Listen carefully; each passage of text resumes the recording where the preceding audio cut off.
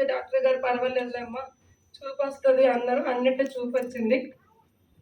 చూపు వచ్చిన కన్ను అంత మసక మాట. ఏంటంటే కన్ను అసలు మసకగా ఉందంటే నీకు రావడమే ఎక్కువమ్మ, చాలా మంది పోయిందంటే రాదు, కానీ నీకు లక్కీగా చూపు వచ్చిందంటే నువ్వు ఎప్పుడు అదృష్టం చేసుకున్నావు అనేసిన తర్వాత నేను మళ్ళీ న్యూట్రిషన్ తీసుకుని అప్పటికే 2 రోజులు అవుతుంది. డాక్టర్ గారు ఇలా చెప్పారన్నమాట, మళ్ళీ నీకు కన్ను చూపు తగ్గిపోతుందమ్మా అని. మళ్ళీ వచ్చిన నెలగల్లి ఆ డాక్టర్ గారే నా పరిస్థితి చూసి ఫస్ట్ 5 లక్షల రూపాయల దాకా నేను ఈ కన్నుకి ఖర్చు పెట్టాను. ఎప్పుడైతే నాకు ఆ ట్రీట్మెంట్ చేసేటప్పుడు కోమాలోకి వెళ్ళిపోయాను. చావు అంచుల దాకా వెళ్ళాను. వెళ్ళిన తర్వాత మా అమ్మగారు ఏడ్చివన్నమాట, నా కూతురికి జీవితంలో ఏం సుఖం లేదు, కనీసం కంటి చూపు కూడా పోతే ఎలాగనేసి. నేను మా అమ్మ నాకు ఆశ్రయంగా ఉందాం అనుకుంటే వాళ్ళు నా జీవితంలో వాళ్ళు కూడా ఎప్పుడు బాధలో పడి ఇవరు ఎప్పుడు సుఖం కూడా లేదు. ఈ కంటి చూపు పోయినా సరే నాకు ఎవరు చూస్తారు?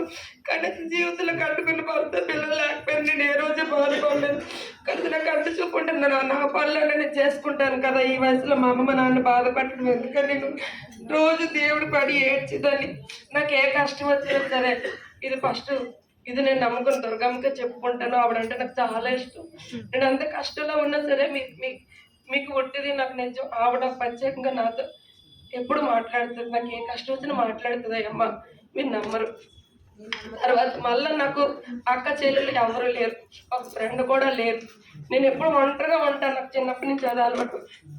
మా అమ్మగారిని అక్కగా చెల్లిగా ఫ్రెండ్గా అన్ని మా అమ్మాయి, మా చుట్టాలందరూ కూడా అదే అనుకుంటారు. ప్రతి విషయం మీ అమ్మగారితో చెప్తావేంటి, చెప్పుకునే విషయం ఉంటుంది, చెప్పుకోలేని విషయం ఉంటుంది. నాకు ఎన్ని మా అమ్మాయి, కానీ నేను అన్ని మా అమ్మగారితో చెప్పుకుంటాను. అలాగని నాకు మేడం గారు హాస్పిటల్కి స్కిన్ ఎలర్జీ వచ్చింది. ఎలర్జీ వస్తే మేడం గారు చెప్పారన్నమాట, వెళ్ళిన తర్వాత ఈ డాక్టర్ గారు ఎప్పుడైతే కళ్ళు కనపడదని అనేసారో అప్పటికి 2 రోజులు అవుతుంది. మళ్ళీ అదే వచ్చి నెల వెళ్తే ఆ డాక్టర్ గారు ఏంటమ్మా మెరికల్ జరిగింది, నీకు నగలు చాలా బాగున్నాయి, పోయిన నెలకి ఈ నెలకి అంత మెరికల్ జరిగింది.